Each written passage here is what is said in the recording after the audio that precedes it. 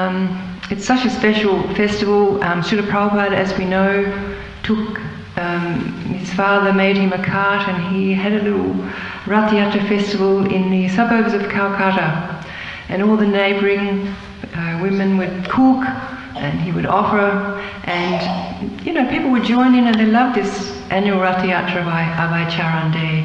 So when he got to America, that was one of the things he instigated very early. 1967, San Francisco was the first one, and then it's expanded, and now Rath Yatra happens all over the world.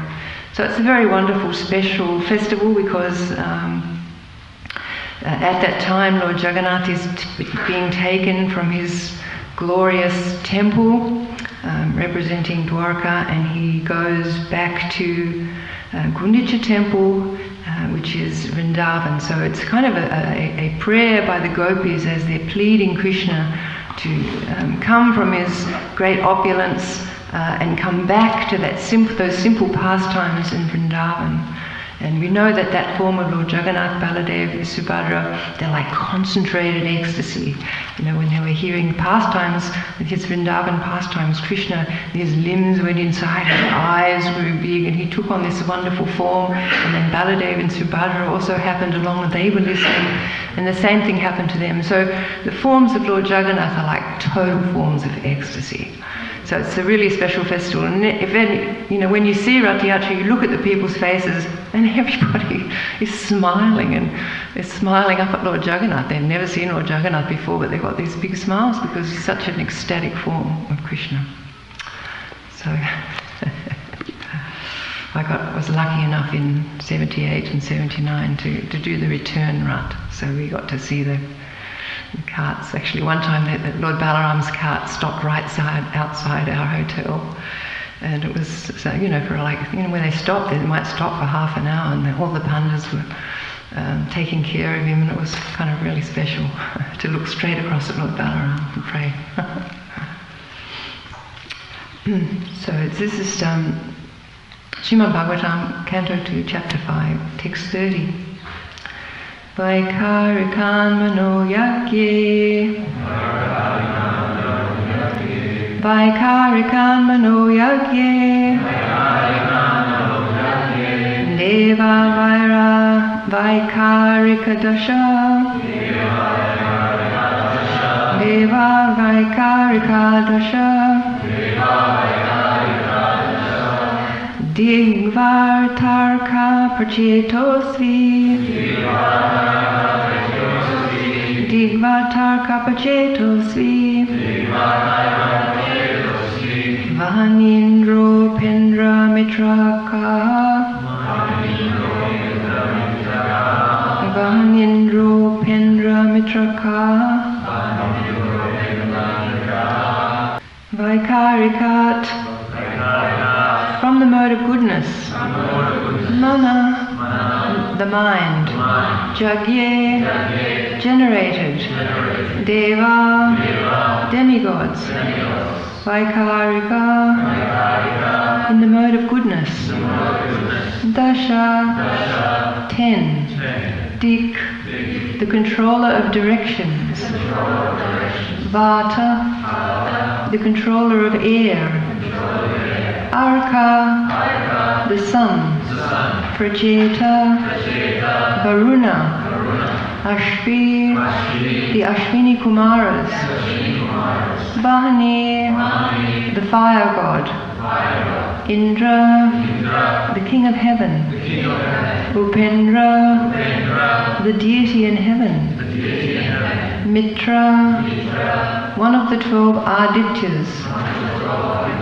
Kaha, Prajapati Brahma. Translation and purport by Srila Prabhupada. From the mode of goodness, the mind is generated and becomes manifest, as also the 10 demigods controlling the bodily movements. Such demigods are known as the controller of directions, the controller of air, the sun god, the father of Daksha Prajapati, the Ashvini Kumaras, the fire god, the king of heaven, the worshipable deity in heaven, the chief of the Adityas, and Brahmaji, the Prajapati, all come into existence. Please repeat. From the mode of goodness, the mind is generated and becomes manifest, as also the 10 demigods controlling the bodily movements. Such demigods are known as the controller of directions, the controller of air, the sun god, the father of Daksha Prajapati, the Ashwini Kumaras, the fire god, the king of heaven, the worshipable deity in heaven, the chief of the Adityas, and Brahmaji, the Prajapati. All come into existence. Purport. Vaikarika is the neutral stage of creation, and Tejas is the initiative of creation, while Tamas is the full display of material creation under the spell of the darkness of ignorance. Manufacture of necessities of life, in quote-unquote, in factories and workshops, excessively prominent in the age of Kali or in the age of the machine, is the summit stage of the quality of darkness. Such manufacturing enterprises by human society are in the mode of darkness, because factually there is no necessity for the commodities manufactured. It's quite a long purport, so I'll just sort of stop here and there. So, Srila Prabhupada is straight away explaining how the summit of Kali Yuga is this machine age. And we see all around us, Kali Yuga is like a time of such harshness. You know, when you're walking along the street, you hear these terribly loud construction sounds, machines, sirens. People also, they treat each other harshly. It's not a sort of a gentle, respectful, mannerly way that there are dealings. The dealings between people are harsh. So this age of Kali is called the Iron Age. So iron is hard. You know, the aeroplanes are all made out of metal, whereas in previous ages they were flower airplanes which moved by mantra. Everything was soft, the dealings were soft, everything was very much connected with nature. People were not divorced from, you know, the cycles of the sun, the moon, the seasons. It was very much, you know, they were in tune with all these things. So Kali Yuga has brought this manufacture of so-called necessities of life, which, as Srila Prabhupada says, are completely unnecessary. They actually opened a shop in Mawilamba called Essentials. I don't know if it's still running, but I looked in there once and there was not one necessity in there. It was all just junk, useless things. So anyway, that's the age that we live in. So Prabhupada says, human society primarily requires food for subsistence, shelter for sleeping, defense for protection, and commodities for the satisfaction of the senses. The senses are the practical signs of life, as will be explained in the next verse. Human civilization is meant for purifying the senses, and objects of sense satisfaction should be supplied as much as absolutely required, but not for aggravating artificial sensory needs. So all these unnecessary things, they just agitate people's senses and make them, you know, want more and more. So they're always looking, you know, to increase their comfort or increase their sense gratification, and all it actually does is agitate the senses. It's not there's no peace there for anybody who's kind of in this mood of increasing and increasing. So otherwise, in the pure, uncontaminated state of original life, the living entity has no such needs. The needs are therefore artificial, and in the pure state of life, there are no such needs. As such, increasing the artificial needs as is the standard of material civilization, or advancing the economic development of human society, is a sort of engagement in darkness without knowledge, By such engagement, human energy is spoiled, because human energy is primarily meant for purifying the senses in order to engage them in satisfying the senses of the Lord. The Supreme Lord, being the supreme possessor of spiritual senses, is the master of the senses, Hrishikesha. Hrishika means senses and Isha means the Lord. The Lord is not the servant of the senses, or in other words, he's not directed by the dictation of the senses, but the conditioned souls or individual living entities are a servant of the senses. They are conducted by the direction or dictation of the senses. Therefore, material civilization is a kind of engagement in sense gratification only. The standard of human civilization should be to cure the disease of sense gratification. And one can do this simply by becoming an agent for satisfying the spiritual senses of the Lord. The senses are never to be stopped in their engagements, but one should purify them by engaging them in the pure service of sense gratification of the master of the senses. This is the instruction of the whole Bhagavad Gita. There we go. In a nutshell, Prabhupada's saying what the Bhagavad Gita is all about. It's all about trying to satisfy Krishna's senses. So in the beginning we had Arjuna.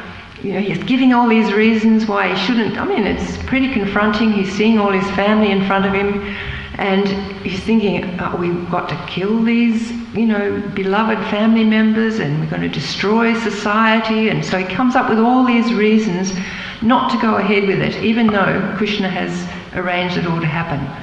So then, in the end, he becomes he becomes stricken with grief. He casts aside his bow and arrow, and he sits down in total distress. And he says, "Oh Govinda, I shall not fight." So then Krishna starts to explain, going through all the instructions of the Bhagavad Gita, to explain to Arjuna why this is just mundane thinking. And he is elevating his dear devotee, and at this point disciple, so that he can understand that actually Krishna's instructions are paramount, and serving what Krishna wants, serving Krishna's senses, is the only way that's actually going to make the soul happy. So at the beginning of the Bhagavad Gita, when he's so distressed, I mean, what Kshatriya will throw aside their weapons? He was extremely distressed. But once he regained his memory, he stated to Krishna, "I've regained my memory, my illusion is now gone, I'm feeling firm, free from doubt, and ready to act as you instruct." So I was just hearing a lecture 2 days ago by Srila Prabhupada on the Srimad Bhagavatam, but he's talking about the Bhagavad Gita, and he says, don't think that just because Arjuna was taking those instructions for Krishna, that you don't benefit in the same way. By taking those instructions of Bhagavad Gita, you benefit exactly the same way as Arjuna. So if you think about that, when we read Bhagavad Gita, we should feel very empowered to want to serve Krishna's instructions. That was Arjuna's reaction to hearing Bhagavad Gita, and Srila Prabhupada is explaining that we can have exactly the same reaction as Arjuna. We can get purified to that same point, because Krishna's words are absolute and the Bhagavad Gita is absolute. So that's why Srila Prabhupada is saying here that this is what the Bhagavad Gita is all about. That's the instruction of the whole Bhagavad Gita. Arjuna first wanted to satisfy his own senses by deciding not to fight with his kinsmen and friends. But Lord Shri Krishna taught him Bhagavad Gita just to purify Arjuna's decision for sense gratification. Therefore Arjuna agreed to satisfy the senses of the Lord, and thus he fought the battle of Kurukshetra as the Lord desired. The Vedas instruct us to get out of the material existence of darkness and go forward on the path of light. Tamasima jyotirgama. The path of light is therefore to satisfy the senses of the Lord. Misguided men or less intelligent men follow the path of self-realization without any attempt to satisfy the transcendental senses of the Lord by following down the path shown by Arjuna and other devotees of the Lord. On the contrary, they artificially try to stop the activities of the senses. That's the yoga system. Or they deny the transcendental systems of the Lord, senses of the Lord, jnana system. So the purposes of the jnani is to gain certain powers. You know, they perform their great austerities, but they want to become very powerful, and they do become very powerful. There's one story Prabhupada says, when the English were ruling, there was one yogi, and he was like a perfected yogi. He had all those, anima, lagima, he could become the smallest, he could do all these things. So the English took exception to the fact that he was a naked yogi. So they arrested him and put him in jail. And he came out of jail. And they went to check. It was all locked up. And how had the yogi got out? So they arrested him again and stuck him back in jail. He got out again. 3 times they arrested him. And then they realized, we cannot catch this man. So they do actually get powers. It's not like they don't get any, what they consider benefit. They can become very powerful. Similarly with the jnanis, they can get all kinds of intelligence, etc., and be very well versed in the Vedas. But the devotees, however, are above the yogis and jnanis because pure devotees do not deny the senses of the Lord. The yogis are not interested to satisfy the senses of the Lord. They don't even acknowledge that the Lord has senses. So only because of darkness do the yogis and jnanis deny the senses of the Lord and thus artificially try to control the activities of the diseased senses. In the diseased condition of the senses, there is too much engagement of the senses in increasing material needs. When one comes to see the disadvantage of aggravating the sense activities, one is called a jnani. And when one tries to stop the activities of the senses by the practice of yoga, he's called a yogi. But when one is fully aware of the transcendental senses of the Lord and tries to satisfy his senses, one is called a devotee of the Lord. The devotees of the Lord do not try to deny the senses of the Lord, nor do they artificially stop the actions of the senses, but they do voluntarily engage the purified senses in the service of the master of the senses, as was done by Arjuna, thereby easily attaining the perfection of satisfying the Lord, the ultimate goal of all perfection. So here we see that on the sort of steps up, you've got your yogis, you've got your materialists, and you've got your yogis, you've got your jnanis, your karmis, your yogis, your jnanis, and then above you have the devotees of the Lord. The devotees of the Lord are always in that meditation of how to satisfy the Lord's senses, and because of that, their realizations are reciprocated by the Lord as much as the devotees are trying to please Krishna. As they become perfect, then Krishna is also trying to please the devotees. It's a wonderful sort of exchange that goes on. So we see in Vrindavan there are many different relationships that the devotees have with Krishna, but they're all trying to satisfy Krishna's senses. So we have our animals, we have our beautiful cows. So the cows always, they come to Krishna in great affection, they surround Krishna, and Krishna's patting them, giving them love. And they are like, their milk is coming out. There's so much wanting Krishna to taste their milk. And when Krishna's milking the cow, sometimes he'll squirt milk into his mouth, and the cow feels so much satisfaction when Krishna's drinking their milk, because that's what their perfection is, to please Krishna. And the birds are trying to sing very beautifully for Krishna, to please him. And the monkeys have their different pastimes to please Krishna. Sometimes when Krishna's thinking, and the elderly gopis also, they're always thinking, Mother Yasoda gets to feed Krishna, we want to feed Krishna with our butter and yogurt. So Krishna devises schemes to get into their houses and eat their butter and yogurt. And thus he feels satisfied and they feel very satisfied. So the way he gets in there is he sends in a monkey. And the monkey goes in, and he's a very intelligent monkey. He knows to create a ruckus. So he runs in the house and creates a big ruckus. And then he runs out again. So the elderly gopis are chasing after this monkey, trying to catch this monkey, and then Krishna and Balaram come in the house and they eat the yogurt, they eat the butter, and they just enjoy themselves in the house. And then sometimes when the elderly gopis, or the other, not the young gopis, but the mothers, they go and complain to Mother Yasoda about what Krishna does. But actually they're relishing that when Krishna comes in their house. And then it's explained that when Krishna goes, they'll complain, oh, Krishna goes to our babies and he pinches them and makes them cry. But actually what happens is Krishna pinches them, and that touch of Krishna is so ecstatic, and then he starts to leave. So they scream because they want Krishna to come back.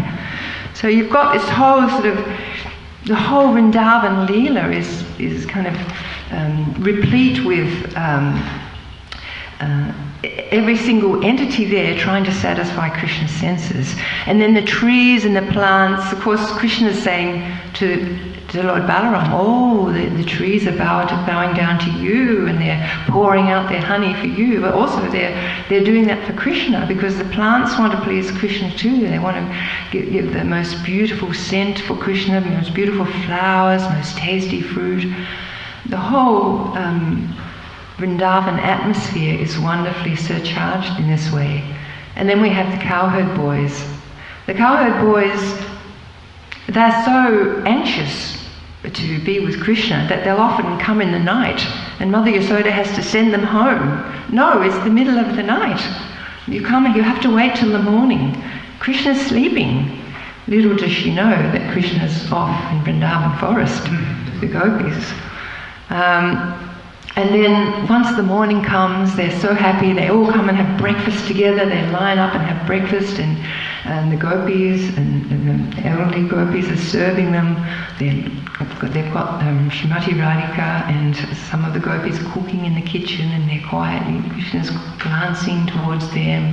There's a whole beautiful exchange going. Krishna's sort of playing with the cowherd boys as he's eating, sometimes throwing things, and then they line up and wash, and off they go to the forest, and they're all so blissful, because this is all to please Krishna. And then when Krishna has various pastimes in the forest, they'll fight Krishna. They're not fighting Krishna to try to actually defeat him, but they do want to defeat him in the sense that Krishna enjoys that, and then Krishna has to carry them. So, and then they go home, and then they say to their mothers when they go home, Mother, Krishna is so wonderful. And they'll tell what happened that day in the forest. And their mothers listen and they say, yes, Krishna is a wonderful boy. Krishna is so wonderful. Prabhupada says that on one tape. So that's the business. And we know the gopis also, their whole pleasure was to serve Krishna. They gave up everything. Even in the Yagnik Brahmana's wives, when the cowherd boys were hungry, Krishna and Balaram sent them, well, go to the Yagnik Brahmanas and ask for something. And of course, they wouldn't even speak to Krishna and Balaram, or the cowherd boys, so they went back disappointed. Then they told them, go to the Brahmins' wives. So when they went to the Brahmins' wives, they immediately were so happy, because they were always thinking, how can I please Krishna? And suddenly they had a chance to please Krishna's senses, so they took all their preparations and put them in pots and went to please Krishna. And as soon as they saw Krishna, inside their hearts they took him in and they embraced Krishna. So they were like feeling completely fully satisfied, and then they and gave all their foodstuffs, and then of course they didn't want to leave Krishna. They just wanted to stay with him, but Krishna said, no, you need to go back. And then they said, no, we can't go back, they'll be angry, they told us not to come and we've come, all our relatives will be angry at us, we can't go back, we have to stay with you. And Krishna said, no, they'll actually be very pleased with you. So everything was auspicious because they had pleased Krishna's senses. So it's and once one understands that the senses of Krishna are totally transcendental, then we can understand how these sense activities are not mundane. So in the Bhagavad Gita it says, although Krishna is the source of all our sensual activities, he has his transcendental senses, which are uncontaminated. These are very nicely explained in the Shvetashvara Upanishad in the verse Sarvata Panipadam. The Supreme Lord has no hands which are materially contaminated, but he has his hands and accepts whatever sacrifice is offered to him. That is the distinction between the conditioned soul and supersoul. He has no material eyes, but he has eyes. Otherwise, how could he see? He sees everything, past, present, and future. He lives in the heart of the living being, and he knows what we have done in the past, what we are doing now, and what is awaiting us in the future. This is also confirmed in Bhagavad Gita. He knows everything, but no one knows him. It is said that the Supreme Lord has no legs like us, but he can travel throughout space because he has spiritual legs. In other words, the Lord is not impersonal. He has his eyes, legs, hands, and everything else. And because we're part and parcel of the Lord, we also have these things. But his hands, legs, eyes, and senses are not contaminated by material nature. So to understand these transcendental senses of the Lord is to actually become free from the bodily designation. So it's really something to meditate on how we can please those transcendental senses of the Lord. The Lord will satisfy the senses of the living entities as much as they deserve, but not to the extent that they may covet. So there's that saying, first deserve, then desire. But when one takes the opposite way, namely, when one tries to satisfy the senses of Govinda without desiring to satisfy one's own senses, then by the grace of Govinda, all desires of the living entity are satisfied. So if we want satisfaction, that's how we get it. We satisfy Krishna.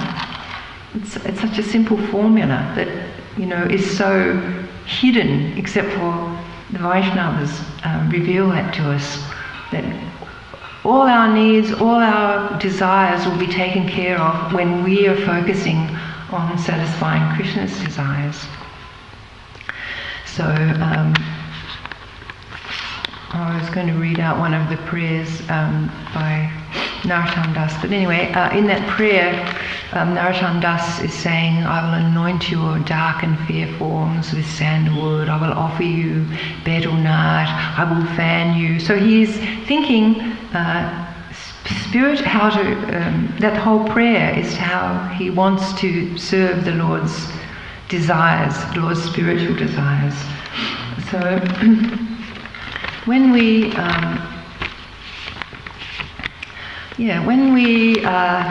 chant the Lord's names, we have the possibility to chant, with me it's pretty much all the time, chanting not focusing, just saying the names. But when you think about it, if a family member is leaving the house and you're talking to someone and you call out, oh yeah, love you, blah, blah, blah, blah, they're not going to really take that so much into heart as if you go to that person, right up to them, eye to eye, maybe you take a hold of their face and you say, I love you and I appreciate you. That's going to strike a chord in the heart.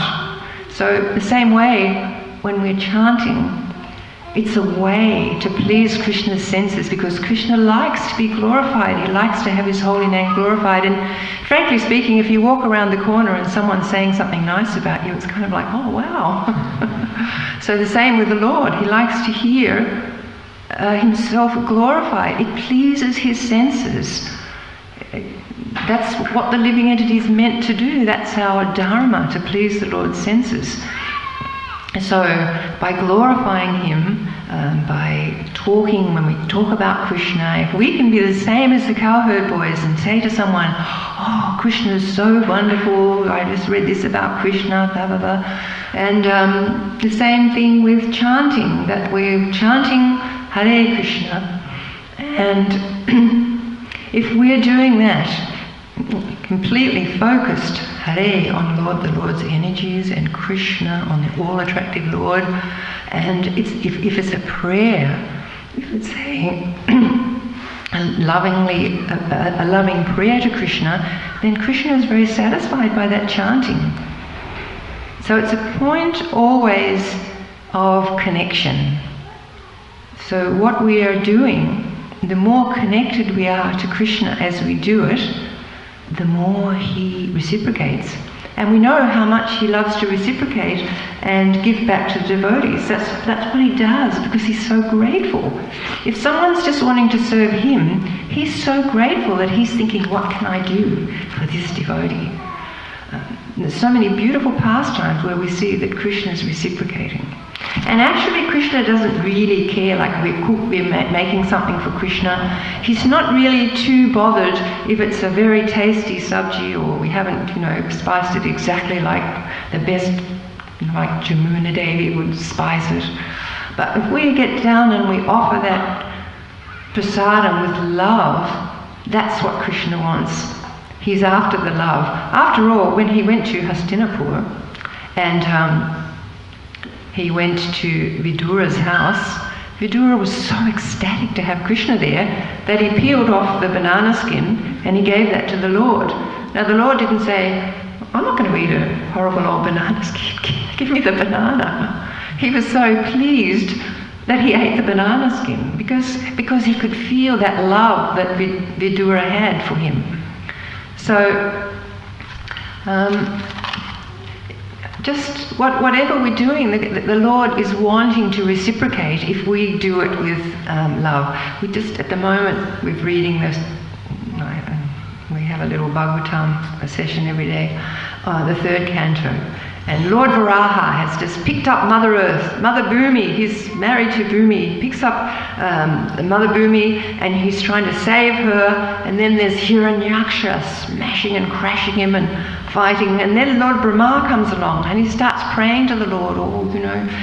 This, if we don't want this demon to become one, oh please, my dear Lord, pray to him. So what happens? Lord Varaha looks at Lord Brahma with Prema Garbhena, a glance of love. Right in the middle of fighting. He's fighting, he's got blood everywhere. And he's looking at Lord Brahma with so much love. So that's Krishna. He's always ready to reciprocate if we sincerely, with our heart and with some love, whatever love we can muster from our poor little hearts, if we give that to Krishna, then Krishna's always wanting to accept that and will reciprocate. So, so those transcendental senses of the Lord, there's so many ways we can think about that we can please Krishna's senses. But Srila Prabhupada has given us such beautiful basic prayers, the prayers that we sing to him, the chanting of the Hare Krishna Maha Mantra, which we can remember throughout the day. We can remember Srimad Bhagavatam throughout the day. And just like Prabhupada was saying in that lecture, don't think that you can't get exactly the same effects from the Bhagavad Gita when you read it as Arjuna got when he heard it from Krishna. So in the same way, we hear Srimad Bhagavatam in the morning.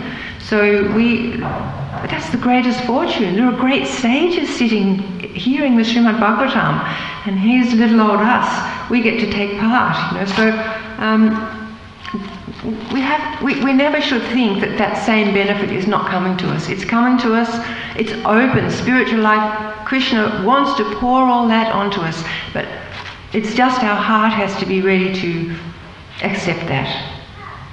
So we want to open our hearts up to Krishna and try to please his transcendental senses, and then we will gain all perfection. Thank you so much. Please forgive me any offences. I wonder if anybody has any comments or questions. Krishna.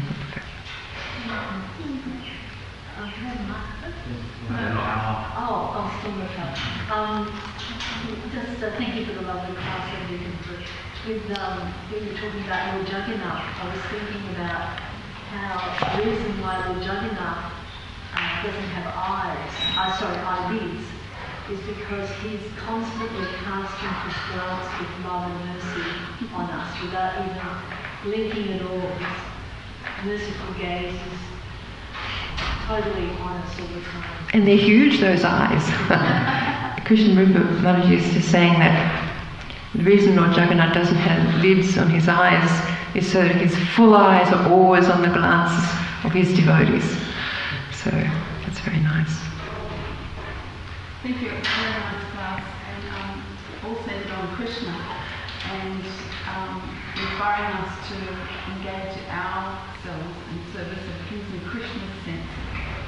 And I've also heard that Krishna says that it pleases him when we serve his devotees. Sure. So I'm wondering if you can bring some balance to this class. Well, of course, everything comes through this worship of the devotees.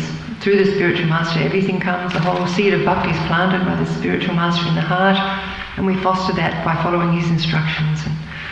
And pleasing the devotees is most pleasing to Krishna. And there's some verses which I don't have at hand that say Krishna is more pleased when one serves the devotee. But you see, that's also serving Krishna's senses, in a way, you know what I mean? Because the devotees belong to Krishna, and he's happy to see the devotees serve. So the more we can put ourselves as humble servants of the devotees, the more Krishna gets pleased. So yeah, for sure it's a balance. Okay, Hare Krishna. Thank you.